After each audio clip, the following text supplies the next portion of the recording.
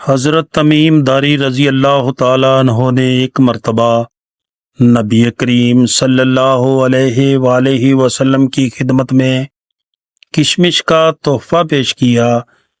نبی کریم صلی اللہ علیہ وآلہ وسلم نے کشمش کا ایک دانہ اپنے ہاتھوں میں لے کر صحابہ کرام رضی اللہ تعالیٰ عنہ سے فرمایا، اسے کھاؤ، یہ ایک بہترین کھانا ہے، یہ تھکن دور کرتی ہے، غصے کو ٹھنڈا کرتی ہے، اعصاب کو مضبوط کرتی ہے، چہرے کو نکھارتی ہے اور بلغم نکالتی ہے۔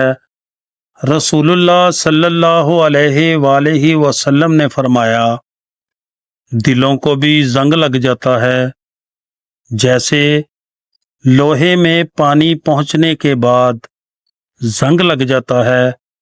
عرض کیا گیا، یا رسول اللہ صلی اللہ علیہ وآلہ وسلم، وہ کون سی چیز ہے جس سے دلوں کی صفائی ہو جائے؟ آپ صلی اللہ علیہ وآلہ وسلم نے فرمایا، موت کا زیادہ دھیان رکھنا اور قرآن پاک کا پڑھنا۔